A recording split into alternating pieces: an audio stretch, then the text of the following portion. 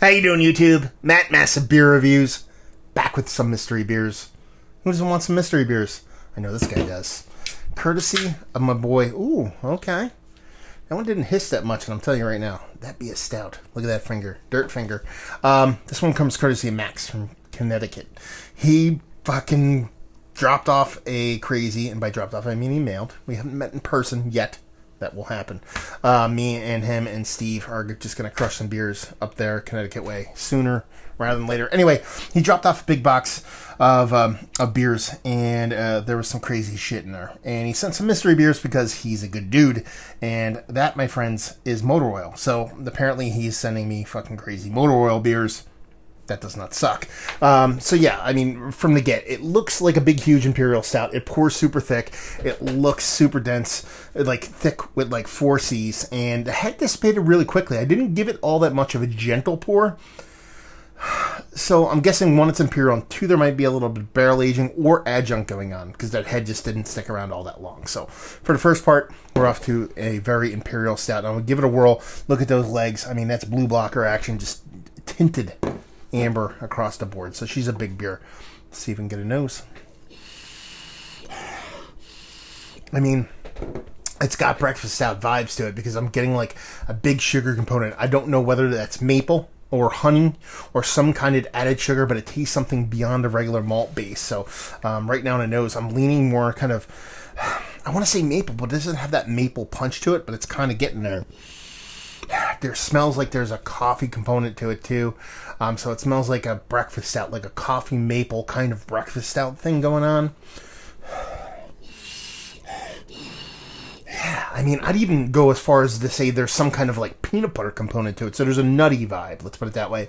There's an added sugar vibe, maple syrup, something along those lines. And it smells like there's coffee. And it just doesn't smell like, okay, it's a little bit extra sweet. It's a little bit of a nutty malt. It's a little bit of all those things, like a little bit of kind of roasted malt that comes off coffee. No, it smells distinct added sugar, like maple syrup, something along those lines. I don't necessarily know if it's maple syrup at this point, but definitely has to be some coffee in there, and it definitely has to have some kind of nutty component to it, unless that's just the way they're kind of hashing out and bring out all those flavors in the beer. But yeah, I don't think there's any kind of barrel at all. This is all adjunct. This is just a big, huge, at this point I'm saying like double-digit Imperial Stout with a bunch of adjuncts thrown at it. So let's dive in. Cheers.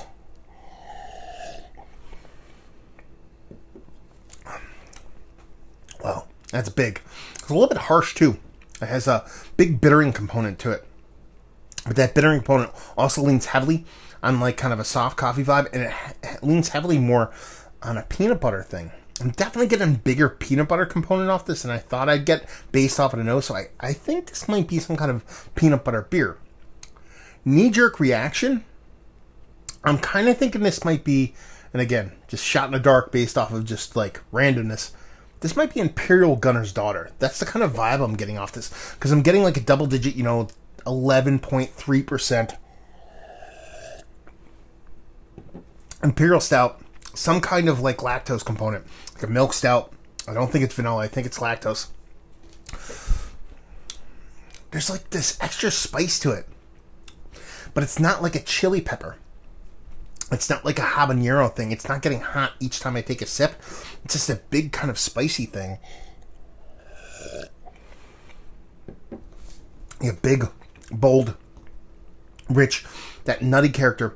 It definitely has peanut butter going on, but it's more of a like the beer is kind of drowning out a lot of those peanut butter vibes. So that's kind of where it is for me, in that it's not like an over in your face kind of like nuttiness, but it's definitely there.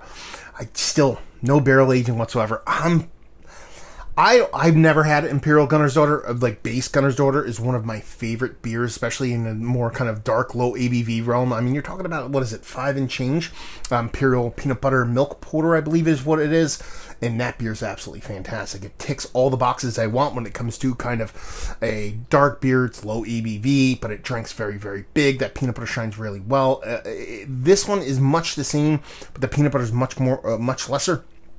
and the beer itself is a bit more elevated. So I dig this. I think it's fine. I think it's nice. It's not the best kind of adjunct-laden imperial stout I've ever had, but I dig it. Again, there's that added kind of bittering. I don't know if it's a stringent bittering from like an overly roasted malt where it has a soft, kind of charry, kind of overcooked kind of maltiness to it. But she's nice. So I keep leaning heavily on this, me assuming it's Imperial Gunner's Daughter. It's probably something totally different. Once I get fixated on a beer, that's how it happens with me. So let's just cut to the chase. What is this beer? It's 11.3% Imperial Stout with lactose, peanut butter, and I might nix the coffee now. Because I'm getting a big roasted malt component, I'm getting a big burnt component, but I might be confusing that with an overly roasted malt now. I didn't think it was going to be that way, but the way it tastes, we'll nix the coffee. It's probably in there, but that's where I'm landing. Done and done. Let's dive into this sucker. See what she's got.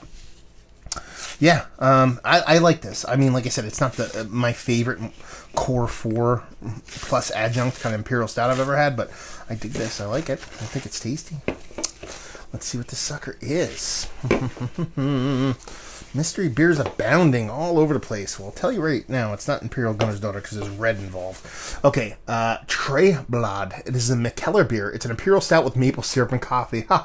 All the things that I alluded to that I ended up dropping off of the beer are in there. So I went in the total opposite direction what this beer is. It is 11% alcohol by volume, so I'm 0.3% off. But yeah, I mean, you're talking about Imperial Stout with maple syrup and coffee. Man, I was like, I nixed that maple syrup very, very quickly. I walked away from that coffee very, very quickly, and I went towards a peanut butter thing. I don't know, maybe I fixated too much on that Imperial's Gunner Daughter, but yeah, how about that? That kind of leads you to kind of lean into your instincts and kind of try not to talk yourself out of a beer. It's one of the better things about mystery beers. This was canned 2/11/2019, so you're talking about 5 months old, and I dig that label. I've always liked Mikkeller, whatever you want to call them. I switch between them myself. I dig that label. I've always dug their labels. It's pretty cool. But this is a fun beer. I like it. Like I said, it's not one of my favorite kind of, adjunct-laden imperial stouts, but it's damn tasty. Going into it now, you're talking about, maple syrup and coffee. I mean, not that they didn't tumble out of my mouth at some point during the review, but I definitely nixed it in favor of a lactose nutty thing. But I'm totally okay with that. And the way this coffee comes off, and this is the reason why I walked away from it. I mean, maple syrup's there, but it doesn't punch you in the face. It doesn't have that huge syrup component that you, more often than not, especially when you're talking about higher ABV beers, you kind of expect a little bit more kind of maple vibrance. But that coffee is almost burnt. It's like, it's not roasted coffee, it's charred coffee, it's burnt coffee. So it gets in that direction to where it's a little bit too heavy-handed as far as that roast goes.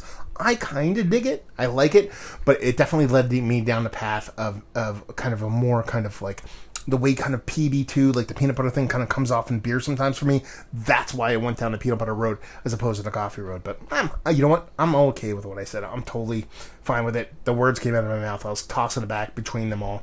Works for me. That was a fun one. Thank you very much, Max. Very cool.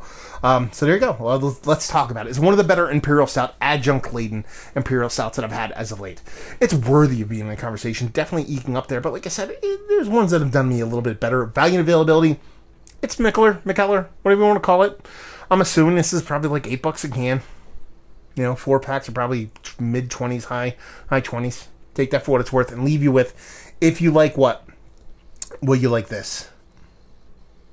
If you like, I wouldn't say if you like maple syrup coffee beers. If you like breakfast stouts, but you like a little bit of nuttiness in your life, not necessarily a peanut butter thing, but if you like a char roastiness, if you like a big roast, if you're a dark roast guy, which I am, kind of why I dig this. You'll definitely be a fan. There you go. Another review in the books. Hopefully you guys enjoyed the review. Down there if you want to talk about it. Massive Beers if you want to check me out doing the social media stuff. Beer Massive. Podcasting. MassiveBeers@gmail.com. If you ever feel a little saucy, want to contribute to the old mystery beers, the only way I can do them is with the help of you out there. I feel like a PBS telethon right now. So hopefully you guys enjoyed the review. Hopefully you're enjoying a nice little Mikkeller beer right now. We'll see you next time. Cheers.